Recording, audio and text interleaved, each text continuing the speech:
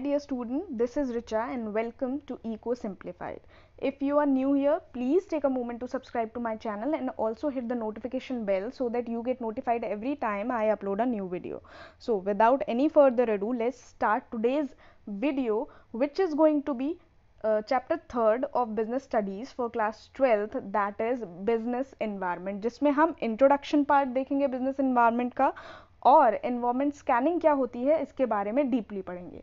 तो सबसे पहले चलते हैं हम इंट्रोडक्शन पे। इंट्रोडक्शन में ये बोला गया है कि business environment is the surrounding in which business exist. Business जो हमारा एग्जिस्ट करता है उसके आसपास की जितनी भी चीज़ें होती हैं जिससे कि बिजनेस के ऊपर इफेक्ट पड़ता है, वो इफेक्ट आपका पॉजिटिव भी हो सकता है और नेगेटिव भी हो सकता है।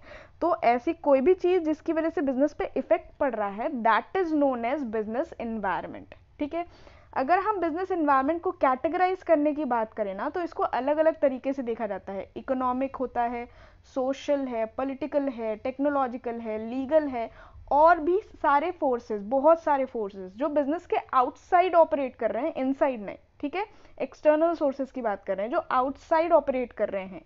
ठीक है, एक्सटर्नली ऑपरेट कर रहे हैं, जिनका इफेक्ट बिजनेस पे या तो पॉजिटिव हो सकता है या नेगेटिव हो सकता है, वो सारी चीजें क्या होती हैं, बिजनेस एनवायरनमेंट का पार्ट होती हैं।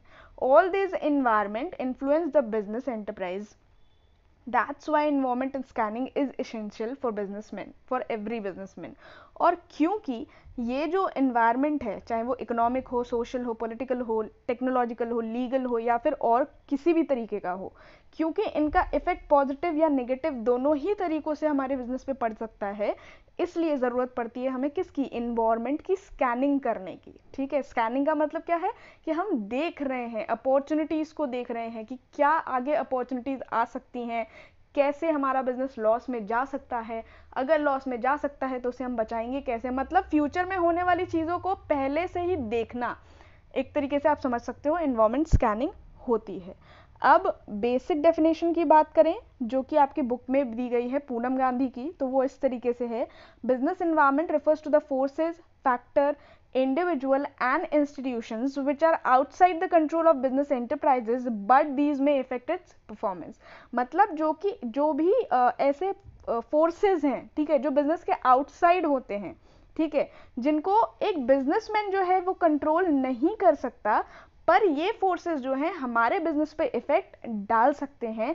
ऐसे किसी भी फोर्सेस को, किसी, ठीक है, चाहे वो लीगल हो, पॉलिटिकल हो, सोशल हो, इकोनॉमिक हो, किसी भी तरीके का हो, उसको हम क्या कहते हैं, बिजनेस एनवायरनमेंट कहते हैं। ठीक है, अब in simple words the business environment is the surrounding in which business exist, जो कि मैंने अभी आपको बताया। 10 economic, social, political, technological, legal, ऐसे बहुत सारे फोर्सेज होते हैं। ठीक है, although these environment forces exist outside the enterprise but they influence the business enterprise for example। ठीक है, क्योंकि ऑल्दो ये बाहर होते हैं, एक्सटर्नल होते हैं, पर फिर भी ये इफेक्ट डालते हैं। एग्जाम्पल देखें कि कैसे इफेक्ट डालेंगे। Increase in taxes by government make things expensive to buy. ठीक है, अगर गवर्नमेंट ने टैक्सेस बढ़ा दिए हैं तो कमोडिटी के प्राइसेस क्या हो जाएंगे, इंक्रीज हो जाएंगे। कमोडिटी के प्राइसेस इंक्रीज हो रहे हैं तो मतलब क्या होगा कि इन्फ्लेशन बढ़ रहा है, महंगाई बढ़ रही है, तो आम लोगों की जो भी बाइंग कैपेसिटी होती है, ठीक है, उसमें वो हो सकता है गुड फिट ना बैठे। ठीक है, वो स्पेसिफिक गुड फिट ना बैठे तो वो क्या कर सकते हैं, उस स्पेसिफिक गुड का कंजम्पशन बंद कर सकते हैं, अगर वो बेसिक इसेंशियल नहीं है तो। ठीक है, इसेंशियल गुड में नहीं आता है तो यहाँ पे क्या हो रहा है, टैक्सेस बढ़ने की वजह से हो सकता है कंपनी हमारी लॉस में जाए, तो इसकी स्कैनिंग करना, इसी के अकॉर्डिंग अपने प्लान्स और पॉलिसीज बनाना क्या कहलाता है, बिजनेस एनवायरनमेंट की स्कैनिंग करना कहलाता है। ठीक है, अब टेक्नोलॉजी में भी चेंजेस आ सकते हैं। ठीक है, फैशन में, ट्रेंड में चेंजेस आ सकते हैं, कंज्यूमर के टेस्ट, नेचर, प्रेफरेंस में चेंजेस आ सकते हैं, मार्केट के स्ट्रक्चर में चेंजेस आ सकते हैं। ठीक है, कंपटीशन मार्केट में बहुत ज़्यादा बढ़ सकता है। तो ये सारे ऐसे फैक्टर्स हैं जिन पे हमारा कंट्रोल नहीं रह जाता है, और जब हमारा कंट्रोल किसी चीज़ पे नहीं है तो ज़रूरत किस चीज़ की है कि बाहर जो चीज़ें हो रही हैं उसके अकॉर्डिंग हम अपने अंदर चेंजेस लाएं, अपने ऑर्गेनाइजेशन में चेंजेस लाएं, अपनी कंपनी में चेंजेस लाएं, ताकि उसका नेगेटिव इफेक्ट अगर कोई पड़ रहा है, नेगेटिव इम्पैक्ट अगर कोई पड़ रहा है, तो उसको हम क्या कर सकें, मिनिमाइज कर सकें।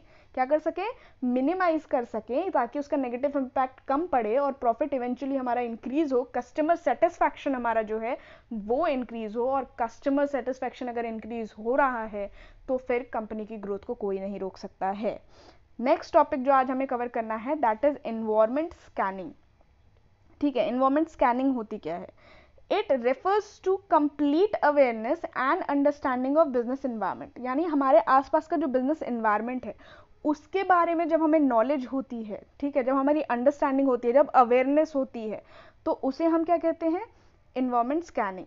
With the help of this one can anticipate the effect of environment forces on their enterprise. और जब आपको इसकी नॉलेज है ना, ठीक है, मतलब आपके आसपास के इन्वायरमेंट में हो क्या रहा है, अगर आपको उसकी नॉलेज है तो उसका इम्पैक्ट नेगेटिव अगर पड़ रहा है अपनी कंपनी पे तो हम उसे कम कर सकते हैं, और अगर पॉजिटिव पड़ रहा है तो अपॉर्चुनिटी को पहले ग्रैब करके हम अपना प्रॉफिट बढ़ा भी सकते हैं। ये दोनों चीज़ें हो सकती हैं एनवायरमेंट स्कैनिंग के थ्रू।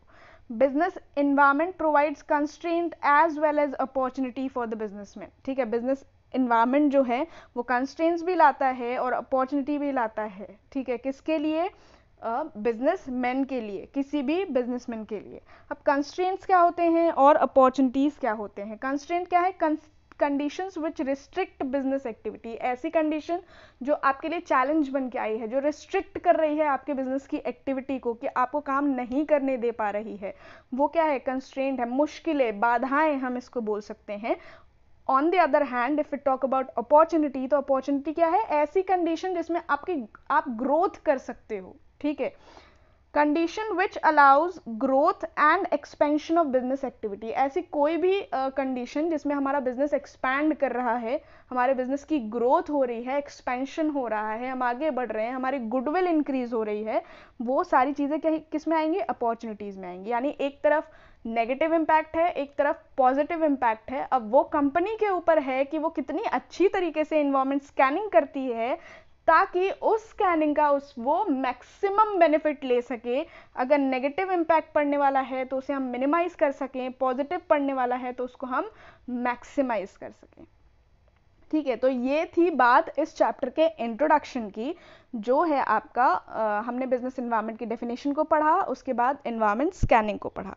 ठीक है, अब बुक में देखते हैं, आपकी बुक में कुछ दिया हुआ है, पूनम गांधी की बुक में, business environment provides constraint as well as opportunity for businessman. Example इसका ऐसे होगा, the regulation of MRTP act and wealth restrictions put constraint on the businessman.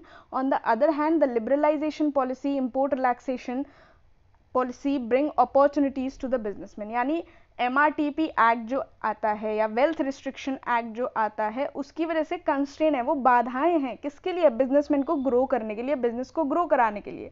On the other hand जो लिबरलाइजेशन पॉलिसी आई 1991 में, उसकी बात करें, या इम्पोर्ट रिलैक्सेशन हुआ, या इनवर्ड लुकिंग ट्रेड स्ट्रैटेजी हमारी जो थी उसको हमने चेंज किया जब 1991 में, तो उसकी वजह से क्या हो गया? वो एक अपॉर्चुनिटी की तरह थी कि कैसे हम इंटरनेशनल मार्केट में या इंडियन मार्केट में अपनी पहुंच और ज़्यादा अच्छे तरीके से बढ़ा सकते हैं। तो इट टोटली डिपेंड्स कि आप कितनी अच्छी तरीके से एनवायरनमेंट स्कैनिंग करते हो और कैसे उन अपॉर्चुनिटीज़ को ग्रैब करते हो। तो आज के लिए हम इतना ही रहने देते हैं, जिसमें हमने बात की किसकी? इंट्रोडक्शन की और एनवायरनमेंट स्कैनिंग की। जो नेक्स्ट वीडियो इस चैप्टर की होगी, इसमें हम नेचर ऑफ बिजनेस एनवायरनमेंट देखेंगे, जिसमें सारे एक्सटर्नल फोर्सेस होंगे, कुछ स्पेसिफिक और जनरल फोर्सेस भी होंगे, इंटर रिलेशन होगा, अनसर्टेनिटी होगी, डायनामिज्म होगा, कॉम्प्लेक्स होगा और रिलेटिविटी होगी। उसके बाद हम आगे इस चैप्टर के और भी जो पॉइंट्स है, जैसे इंपॉर्टेंस ऑफ बिजनेस एनवायरनमेंट, ठीक है, इसके अलावा डायमेंशंस ऑफ बिजनेस एनवायरनमेंट और major concept of general environments, या फिर features of new economic policy 1991, ये सारी चीज़ें डिस्कस करेंगे। अब एक चीज़ मैं आपको यहाँ पे बहुत अच्छी तरीके से क्लियर करना चाहूँगी कि देखिए, सिलेबस भले ही आपका कम हो चुका है, पर knowledge as a school student, as a commerce student आपके पास होनी चाहिए। तो मैं थोड़ा थोड़ा आपको सब बताऊँगी और ये भी बताऊँगी कि आपको पढ़ना क्या है और क्या नहीं। डिटेल्ड सिलेबस डिस्कशन हमने किया था, जो भी CBSE ने आपका पोर्शन कट आउट किया है, आपने अगर वो वीडियो नहीं देखी है तो मैं डिस्क्रिप्शन बॉक्स में या आई बटन पे उसका लिंक दे दूंगी, आप वहाँ से जाके चेक कर सकते हैं वो वीडियो, ताकि आपको पता चल जाए कि कौन सा पोर्शन आपको पढ़ना है, कौन सा नहीं पढ़ना है। पर पढ़ना है नहीं पढ़ना है इसका मतलब ये नहीं है कि वो स्पेसिफिक टॉपिक आपके लिए इम्पोर्टेंट नहीं है, ठीक है। This is just a base, ठीक है। यहाँ पे आपका सिर्फ एक बेस तैयार हो रहा है ताकि आप आगे की पढ़ाई में और अच्छा कर सको। तो till then stay tuned with Eco Simplified. Much love. Do like, share, subscribe and comment. Peace and love from my side.